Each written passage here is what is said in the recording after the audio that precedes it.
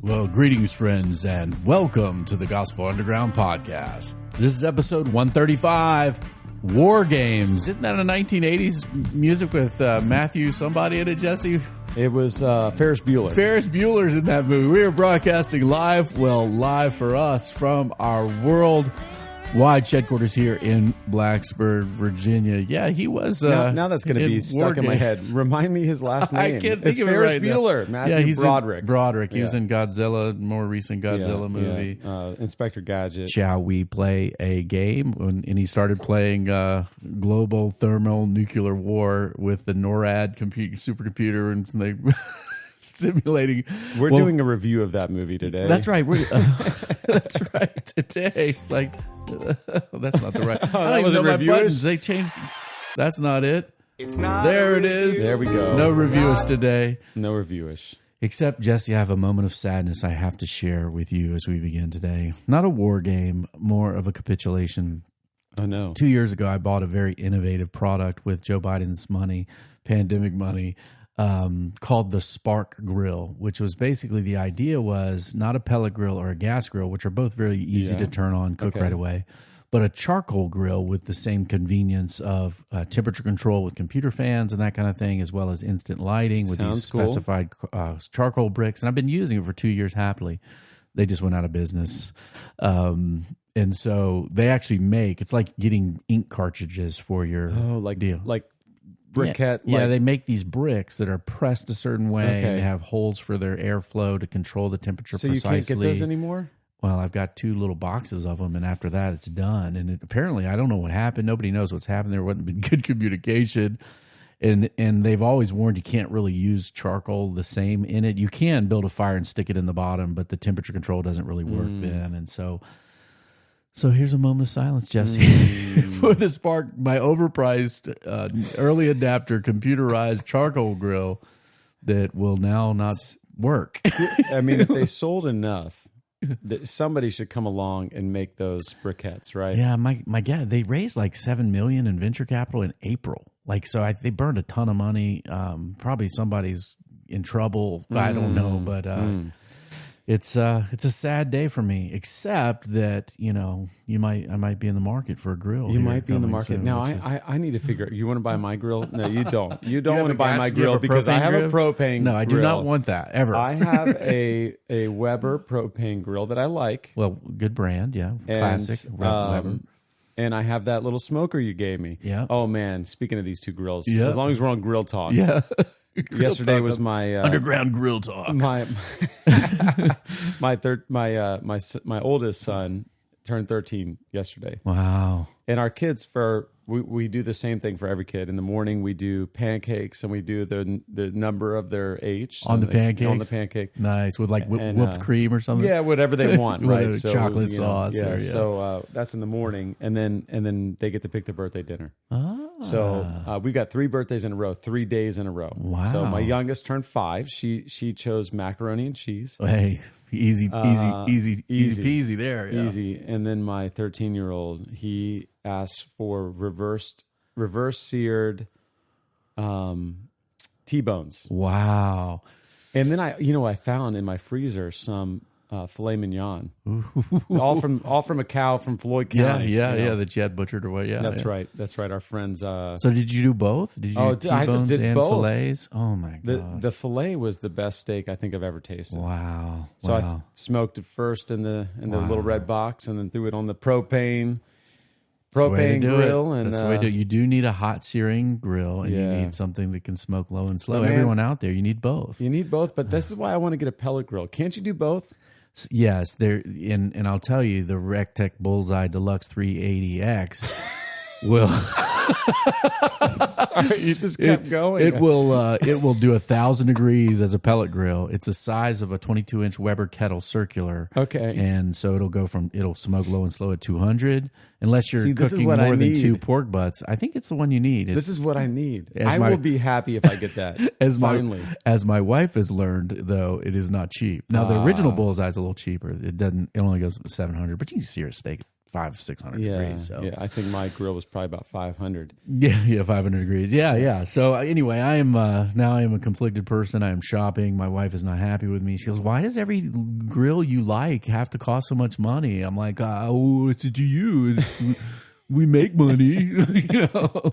Playing the consumer game, Jesse. That's right. Trying not to turn it into a religion, trying to take the pleasure of eating filet mignon, not into a pleasure game to worship pleasure, but the creator of that cow and its backstrap that you can eat. We are finishing up Sacred Games today, Jesse. We have been through power games where we learned reducing all of life to oppressors and saviors, or like we like to say, allies, enemies, or saviors. If you see everyone that way, we're seeing the world in a quite interesting way. Connection games, tribalism around all sorts of things, consumer games, wanting to buy expensive pellet grills, and then pleasure games, worshiping the creator, not the created thing, who should be forever praised. And so in our cultural moment, these are the games, the sacred games we are playing to fill the gaps left by sociologically religion, but spiritually by God, right? If God is dead, what will have to take its place? This is what our society is doing. And the final topic today, Jesse, is not the war between people who know how to grill on charcoal and those who use propane. Okay. But it is, I debated whether to do 2 episodes, one on politics, right? Which we did a long time ago on the Underground, like the first year I think we were podcasting, or war, or both. And so since my son reminded me that hostile negotiations are negotiations with a lightsaber, that politics and warfare are actually very close, and we could do this in one episode. In fact, Karl Avon Clausewitz, Prussian general in the 1700s, 1780 1831, classically wrote a book called On War. Not surprising that a Prussian general in the late 18th, early 19th century would write a book on war. Wrote the classic quote, "War is the continuation of policy with other means." And by that now, it means like with machine guns and bazookas and howitzers and things like and that. The threat of nuclear. In the threat of nuclear weapons or invasion. So politics and war, negotiations with a lightsaber, or war is a continuation of politics, right, by other means. And Jesse, if you remember when we talked about the power game, we quoted a lengthy thing from Thomas Hobbes' book, The Leviathan.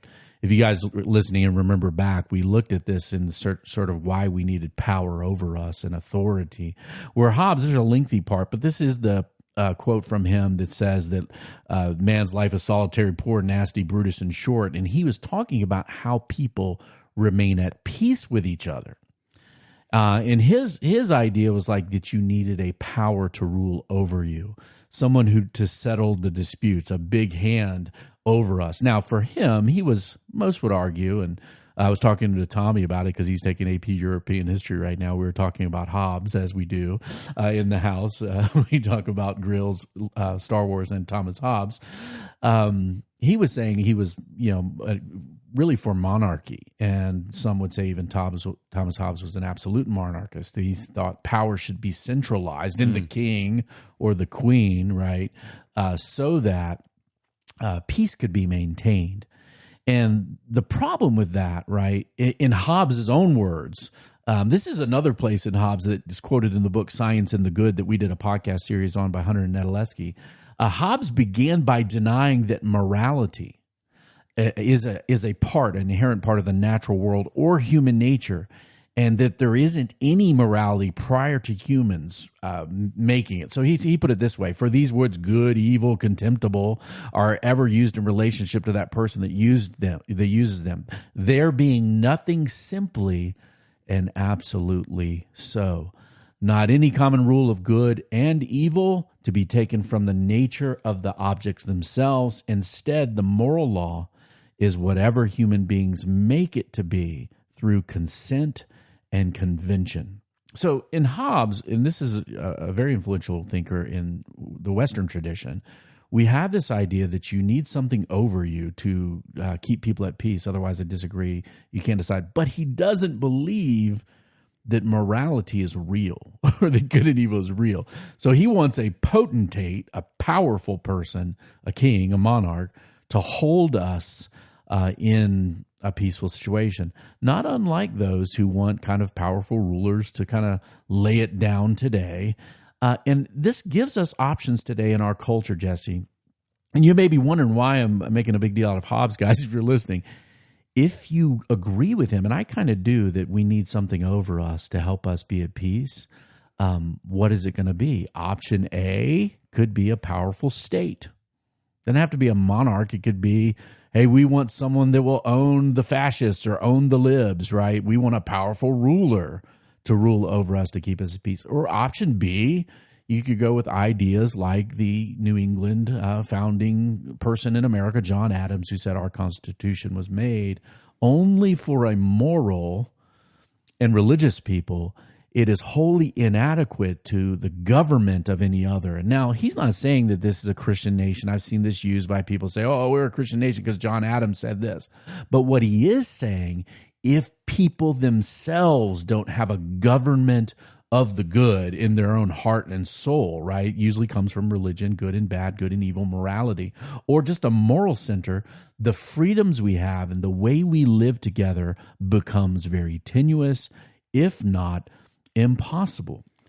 Right. Yeah. I mean, self-government by the people for the people only works it only works well if the people are virtuous. That's really right. What he's saying. And, that's right. And he's saying virtuous people are formed by being moral and religious. And moreover, I think he would say, if we can't agree on what is good, then we can't work politically for the common good, right? Yeah. How do you work together for the good you don't agree on? Yeah. And particularly, it gets very difficult in our cultural moment if you have polar opposite understandings of certain realities that you think are good or not. This is why those who are playing the power game, both on the left and the right, politically in our culture, are willing to use it to suppress speech, right? We're seeing this right now, like everybody going nuts about Elon Musk. Like, all the right-wingers are going, yeah, Elon Musk is the savior of Twitter. And all the others are like, we're going to leave Twitter. This is terrible. And the Twitter files coming out about who's suppressing what. But the scary thing is here, it's not simply endemic or to a specific political ideology. Everyone wants to suppress speech that they don't like because they don't agree on how to adjudicate these problems. So force and fraud, which are kind of, a lot of people agree, like immoral, forcing someone to do something against their will, or fraud, lying them, not giving them the information they need to make good decisions, is what people are going to. Hey, we should force people to do this. We should force people to do that. And that is not something coming simply from the political right or the political left. It's coming from both of those far folks who are not at a state of peace with one another, but yet at a state of war. Remember, if you play the power game, people, you have to see them only as an ally, an enemy, or some sort of savior who's rescuing the situation. And so, Jesse, unfortunately, one of the sacred games I think is most dangerous is the war game, the politics game that we're playing as a culture now, and people are really into it. Now, I do think, places like Twitter, which you're back on Twitter apparently, yeah? I'm back on Twitter. I am on Twitter to own everybody, to destroy all my enemies. Destroy them. I'm going to be throwing my spears of influence into the cultural war.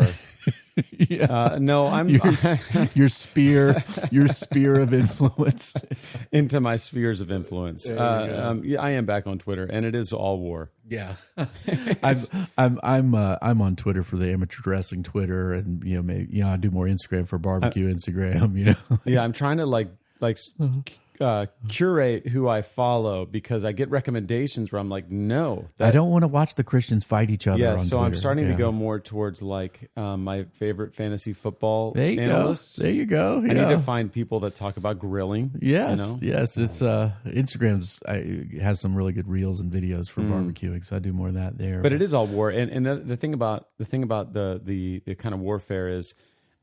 there's so much friendly fire too. Well, if they're shooting everywhere, that's right. It's really hard not to get people you don't know, little context, and folks just want to go at it. It's a personality type that I think is drawn to it. And you got to do that to get attention and followers. And there's some personality types involved with that as well, to kind of project an influence maybe that they do or do not have in the world. But just in case you think we might be overreacting with Civil War jokes or prognostications of being not at peace, the University of Virginia Center for Politics and a group called Project Homefire in fall 2021, just a year ago, surveyed these United States Americans, and they found this: significant numbers of both Trump and Biden voters showed a willingness to consider violating democratic tendencies and norms if needed to serve their priorities. Like, let's suppress free speech. Why? Well, they're fascists or they're communists, right? Roughly, now get this, Jesse, roughly 2 in 10 Trump and Biden voters strongly agree it would be better if, quote, a president could take the needed actions without being constrained by the Congress or the courts. Crazy. And roughly 41% of Biden, 4 in 10, 41% Biden voters, and 52% of Trump voters at least somewhat agree that it's time to split the country. No way. Yeah, favoring red and blue states seceding from the union. We have a footnote for this, Jesse. Center for Politics, Crystal Ball articles, September 2021, and David French, who's his own Twitter warrior and people fight over David French. He said this in an article in the Dispatch. Why would they even contemplate making such a drastic step, split the country? Well, the poll provides the answers. They're not surprising. Competing partisans loathe each other and view the opposition as an existential and I would say immediate threat. This also isn't new. It's been tracked in poll after poll for year after year, but this one found that the strong majority of Trump supporters falsely believe there is no real difference between Democrats and socialists, and the majority of Biden voters falsely see no real difference between Republicans and fascists.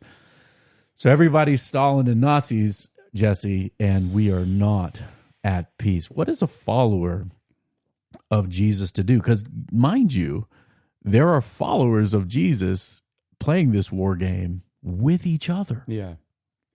Yeah, one of the things I've been thinking a lot about in this season, partly because I just preached a sermon on the flood, and I was trying to sort of help my church make sense of why would God bring a destructive, kind of judgment of the flood, but anyway, I'm just trying to look at how is it that we view our enemies. Yeah. So, or another way to put it is, what do we want to happen to our enemies?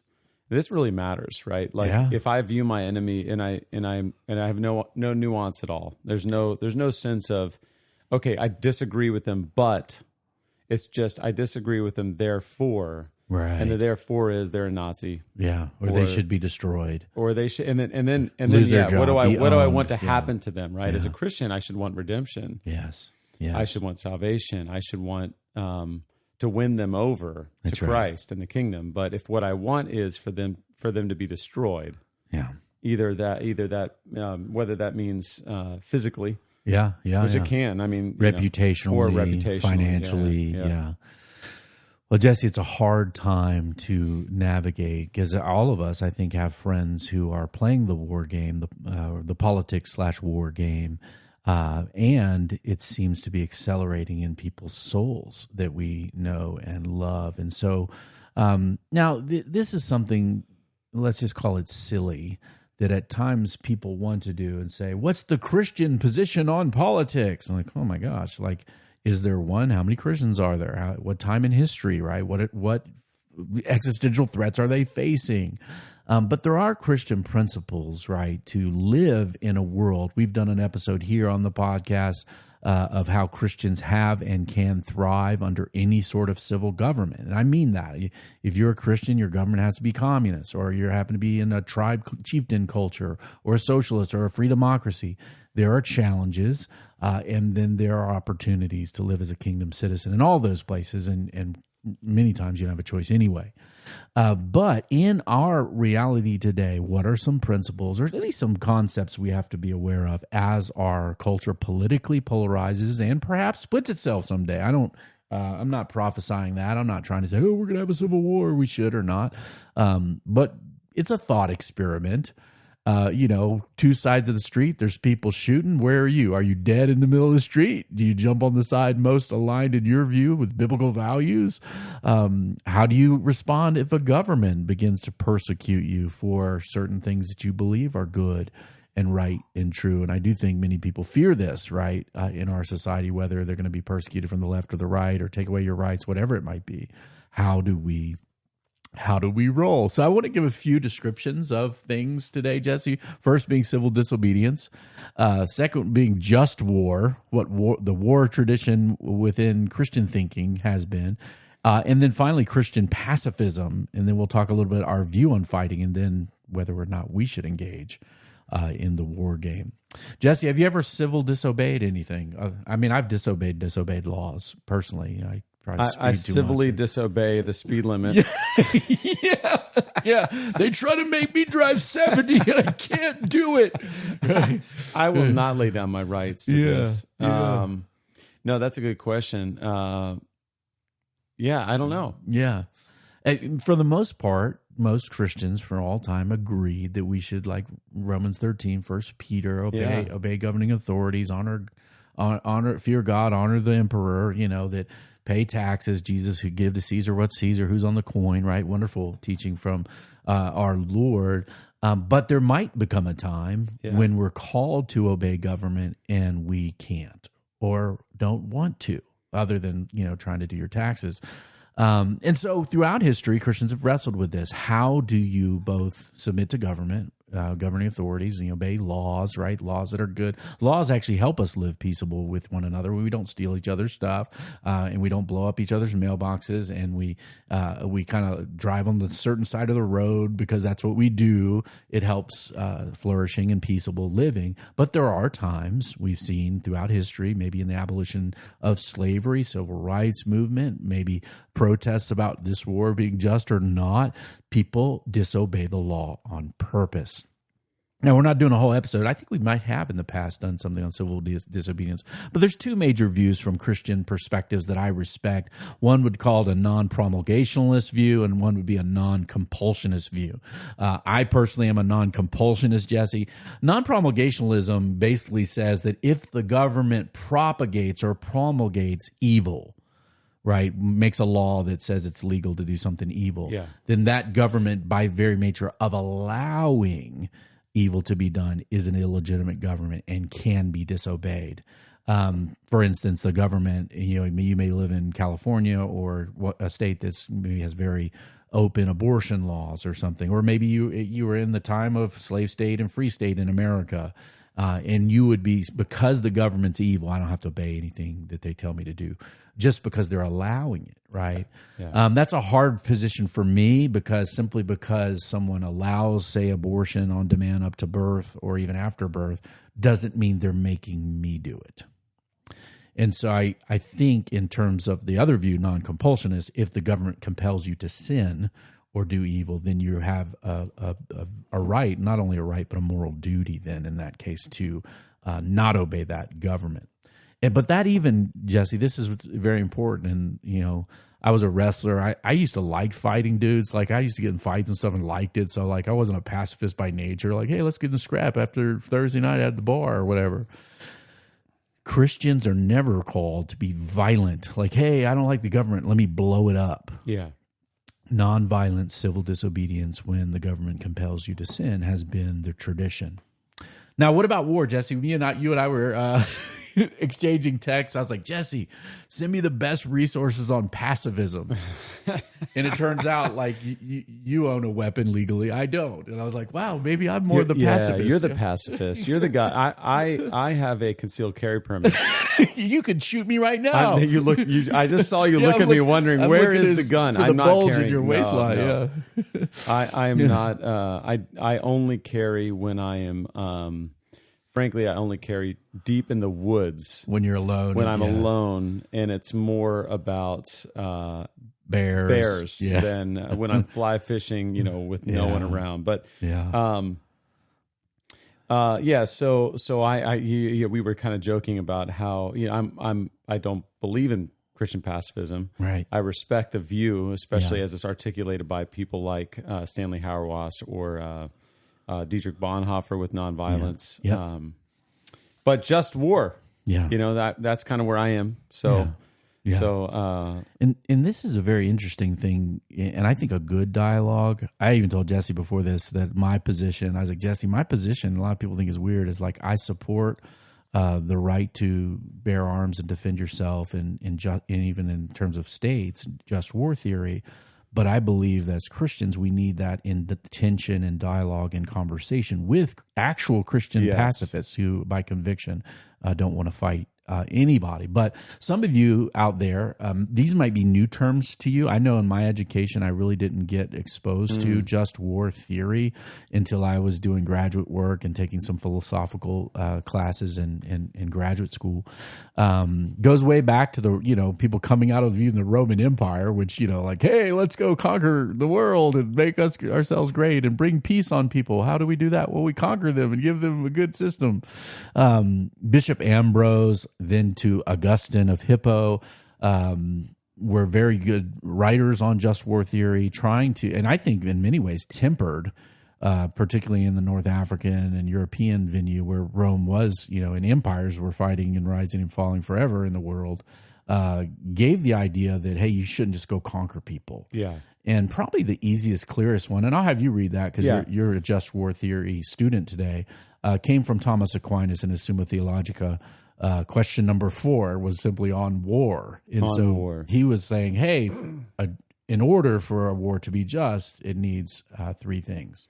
I answer that. This is Aquinas. In order for a war to be just, 3 things are necessary. First, the authority of the sovereign by whose command the war is to be waged. For it is not the business of a private individual to declare war, because he can seek for redress of his rights from the tribunal of his superior. So that's in our tradition, Congress declares wars. Right. Secondly, a just cause. So first, the authority. Second, a just cause is required. Wherefore, Augustine says, a just war is... let me start over. Secondly, a just cause is required, namely that those who are attacked should be attacked because they deserve it on account of some fault. Wherefore, Augustine says, a just war is one to be described as one that avenges wrongs, when a nation or state has to be punished for refusing to make amends for the wrongs inflicted by its subjects, or to restore what it has seized unjustly. Okay, this is why there's strong unity, that what Vladimir Putin is doing, aggressively taking land from his neighbor, is not right. So people would say it's right for the Ukrainians to defend themselves. That's right. We got to put that boundary back, amend for the wrongs done to these people, and to restore what has been seized unjustly. Okay, third, it is necessary that the belligerent should have a rightful intention, so that they intend the advancement of good or the avoidance of evil. Hence, Augustine says, true religion looks upon as peaceful those wars that are waged not from motives of aggrandizement or cruelty, but with the object of securing peace, of punishing evildoers, and of uplifting the good. For it may happen that the war is declared by the legitimate authority and for a just cause, yet be rendered unlawful through a wicked intention. Hence, Augustine says, the passion for inflicting harm, the cruel thirst for vengeance, an unpacifistic and relentless spirit, the fever of revolt, the lust of power, and such like things, all these are rightly condemned in war. Okay, so these are people thinking deeply about good and evil, looking into the world as it is, not as, we'd like it to be. God, your will be done on earth as it is in heaven. We're not yet in the kingdom of heaven, kingdom of God. What happens if your neighbor comes and invades you? Are you allowed to protect your children? And are you allowed to protect your property? And so just war theory, in the Latin tradition at least, by Augustine, Aquinas, and things like that. You'll see Aquinas, obviously, as Jesse quoting Augustine extensively, has to be something that's rightful authority doing, and not just a bunch of vigilantes shooting each other up in the street. A just and right cause, right? And then to be done, and this is like the first principles of morality, real advance the good, avoid evil, right? That you're not doing, we got an opportunity, we have a pretext for war. Oh, they did this. No, now we go take all their stuff and take over their gold mines or something. That would be condemned in the Christian tradition as an evil and wicked war. Yeah, that's good. And if you don't mind, I'm going to add a few. Yeah. This isn't Aquinas, but one of my professors at Southeastern, Daniel Heimbach, is an ethicist who did his dissertation on just war theory. He actually helped write the just war theory for our original Desert Storm work as a member of, which probably was a just war. Yeah, right. And the second one probably wasn't. Right. So he wrote for the first one as a member of the first HW, Bush. the first Bush's administration. And for you guys with a quick history lesson, Saddam Hussein had invaded Kuwait. That's what it basically was, the invasion of Kuwait. Yeah. And he would add to Aquinas's a few more. One is last resort. So, in other words, first, all realistic nonviolent options should be considered and exhausted. Yep. Another would be a probability of success. So a just war is one in which the nation has a realistic chance of victory. So this kind of sort of fits into that third one of Aquinas, that it's not just like, hey, we want to fight these guys. Yeah. Another one would be proportionality of projected results. Yes. Proportionality in modern just war theory is very important, particularly with the kind of weaponry that has now proliferated, right? Before, when you came in with a battle axe and a shield wall or whatever, there were certainly things on the line, but now someone comes in with a global thermonuclear warhead. Man, someone takes your gold mine, you can't launch a nuke at their capital city. That's disproportional, right? Yep. And then the fine one is, actually, and those would be the only additions. Yeah. So I found those to be helpful too. Very helpful. Very helpful. And I'll post the link. We'll put that in the show notes for you guys. And these things are important because if there is ever fighting, should Christians be involved? This has always been a question for those who take their faith in Jesus Christ and the lordship of God in their life seriously, that they, you don't want to just go kill people, right? It's you don't want to commit murder. And usually the exceptions to that commandment in the Bible is usually like self-defense, or, if you're a soldier fighting in a just war. Now, the pacifistic tradition does come from Christians, people like in a tradition, particularly like the Anabaptists, Quakers, Amish, Mennonites have held this. This comes from biblical ideas. Jesus turned the other cheek, and we know there's honor and things going on in Sermon on the Mount. We're not trying to teach that today. Those who live by the sword will die by the sword. That's a paraphrase that's come down in history from Matthew 26. Jesus, blessed are the peacemakers, so they'll be called sons of God, Matthew 5. In James 3, peacemakers who sow in peace will reap a harvest of righteousness, right? This idea that Christians want to go make war on everybody is foreign to the biblical witness. And so that's why we should take things seriously. And I think listen to pacifists, and everybody who's a dove or a warmonger has wrangled in the Western tradition, either whether this is a just war. That's why it was so important whether there was weapons of mass destruction. Turns out there wasn't, because otherwise there was no reason for it, right? It's an unjust action by a government. And so, Jesse, these things, when we talk about, hey, the government's going to compel me to do something, non-violent, virtuous disobedience. If there is war breaking out in them streets, where are we with that? Well, we're not fighting if we don't think it's a just cause for the sake of conscience. And we need to realize that peace is the condition that people flourish best in terms of obeying God and flourishing as people created in His image, doing good on the earth. But what do we do, Jesse? This war game, is it a sacred game? Well, it seems like politics for many has become like a religion. What is some of the religious activities or behaviors do you see? Those who are you meet somebody, I'm really into politics. How does politics become like a sacred game, a religion replacement? Well, I would say there's at least a few that come to mind immediately. One is that we make sacrifices. Yep.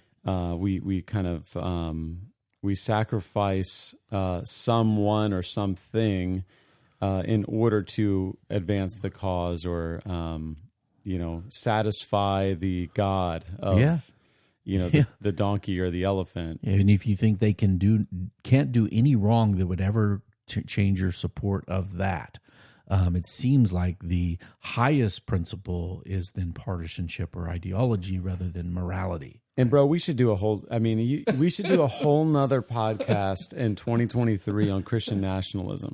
Yeah. I've had some friends who've written on that we could even get on for that. Yeah. Kick me off Boy, and get someone on. No. I want to listen to that. We've got lots of microphones, and hey, Jesse, how about on the Gospel Underground we do Christian nationalism? I want to be happy in my life. Yeah, but I just think that the ways in which we've kind of brought religion and politics together into a kind of worshiping system of meaning, of belonging, of ultimate allegiances is just. And what's the difference between patriotism and nationalism? Which there is. Yeah, and do you want just laws? Yes. Can you have just laws with the denial of God? Ultimately, no. But do you need a state that makes everyone compelled to have the same religion? Oh, yeah, coercion. You talked about compulsion, coercion, and that's so important. Well, Jesse, thank you for that idea. I'm just saying, I'll politics take it under and religion are so united. Yeah, I'll take that under advisement. But someone else is doing it. Yeah, so people make sacrifices, right, for the cause so much that their allegiance. People will sin or accept grievous sins for the sake of a political cause. Ultimate trust. What am I trusting in? Where is my hope? Right? My hope is built in nothing less than someone taking back the White House. Are you kidding me? It is subtle. It is insidious, and it happens to people today on the left, on the right. Maybe some blasé centrism that doesn't care. And I think if we go back to our first episode in the series where we talked about sacred games, and we read from Tara Burton's book Strange Rights, where she really does make a compelling case, not just about politics, right? It's kind of a bespoke, all over the place remix, but she talks about the pillars of what religion always has being meaning, purpose, community, and ritual. That's right. And I think that it's almost self-evident how much those things have played into modern kind of late modernity in the West in terms of how we think politically and tribally. That's right. And how those things are used in those political debates and conversations because, people... if they vote a certain way, how can you do that? You're supposed to believe in God. And people use that statement for both the other side. How can you do that? You supposedly believe in God. Yeah. How can you support the Orange Man or these people who want to kill your babies or whatever? It's wild. It doesn't mean you cannot be politically engaged with convictions. Because look, the political game, the power game, the war game is on. Right, hostilities, but we're people of the Prince of Peace. Yeah. We want to be about not ethics of withdrawal, but ethics of engagement. Yes, politically. Peacemaking. Yeah. Justification of violence? No. I don't own rifles. I don't hunt stuff. I don't own guns. I just never have. But I did like a scrap before I was converted. Somebody mouthed off at a bar. They chat stuff. They got something. You know what I'm saying? And I'll just be honest. I didn't mind doing it. Right? It's like kind of something I did. And look, if somebody's doing some evil to my family, I'm gonna pull them off. Right? I'm not saying that. But the way of the Christian, is it the war game? And somebody say, well, there's a war whether you want it or not. Well, I agree with that in some ways. I'm not saying there's not, but that's not our first principle. Our first principle isn't like, who do we fight today? Or if we do fight, our weapons are not carnal, but they're spiritual for taking down things in lofty places. So Christians, our role in the world is to live for Jesus Christ, right? To follow him. I love 1 Peter 2. Love the brotherhood of believers. Fear God. Honor the emperor. Right? We're to obey governing authorities. Civil disobedience in virtue, if compelled. Martyrdom, if necessary. Man, I'll go down for principles. Right? And in my view, we're persons at liberty to fight for their country if they think the cause is right. If not, conscientiously object.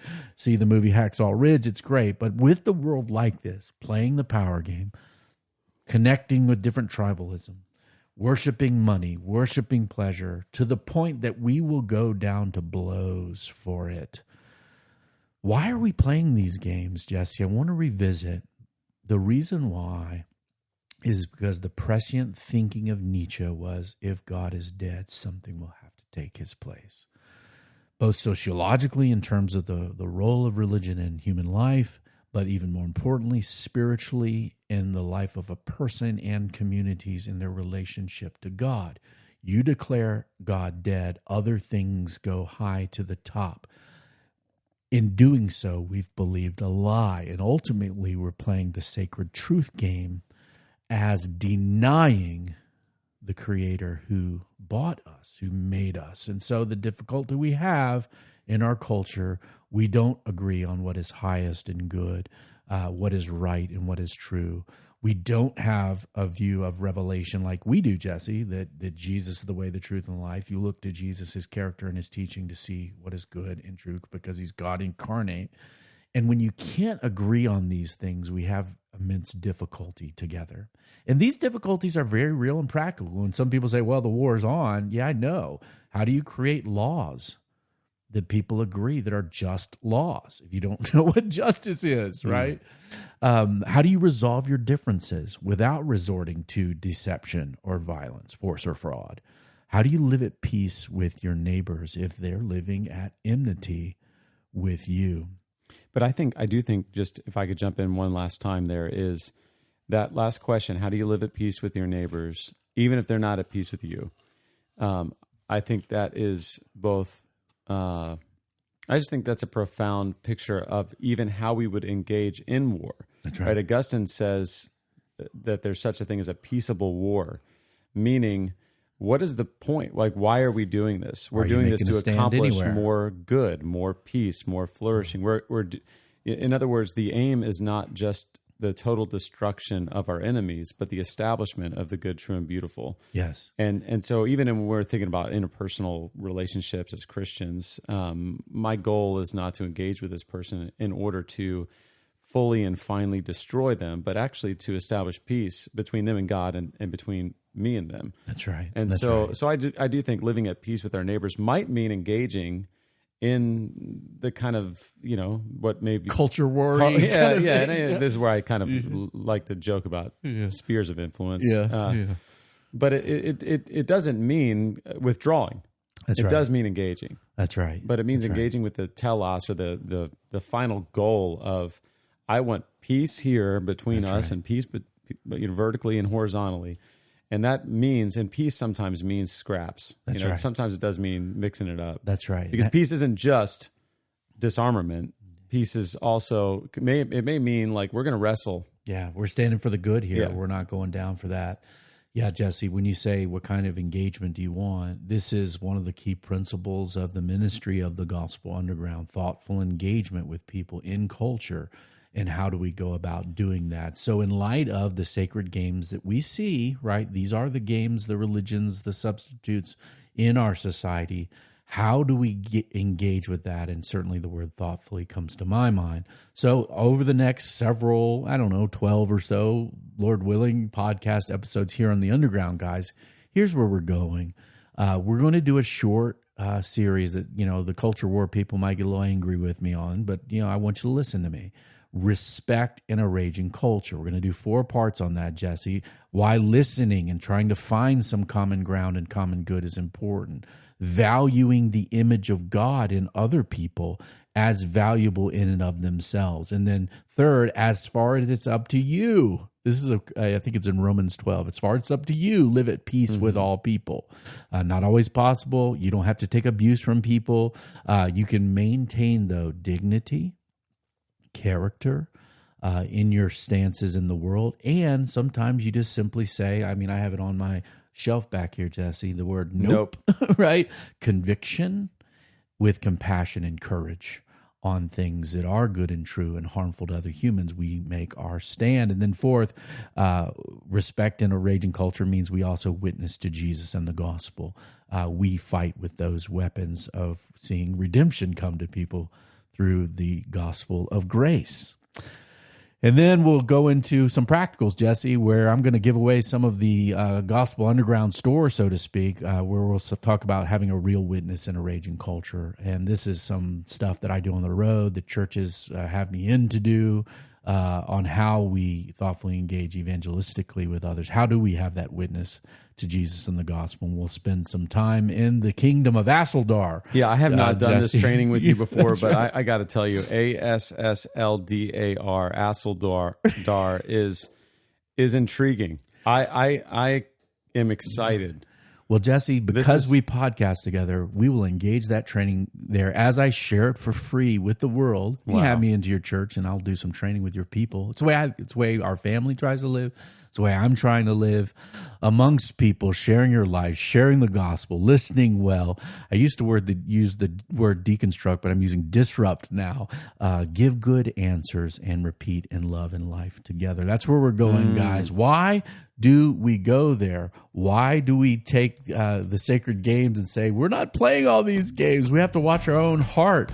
We have to have our allegiance, Jesse, I know you like that word, to the King of Kings and Lord of Lords. For Jesus said to us, I'm the way, the truth, and the life, and no one comes to the Father but through me. We are sojourners and strangers, chosen, elect exiles in this present age in order to be light as Jesus used us to love and to serve others as he seeks and to saves that which is lost out of the peoples of the earth. We're in the borderlands between the church and culture, Jesse. That's why we're out here. The Gospel Underground podcast is produced in partnership with the Bonhoeffer House. Review us on iTunes. Please do. Spotify too. Give us reviews, 5 stars, comments, feedback, questions. You can send them to us at info@gospelunderground.org. We are a dialogue taking place in the borderlands between the church and culture, even if the block is getting a little hot, Jesse. And we hope to see you out there. Peace. Peace.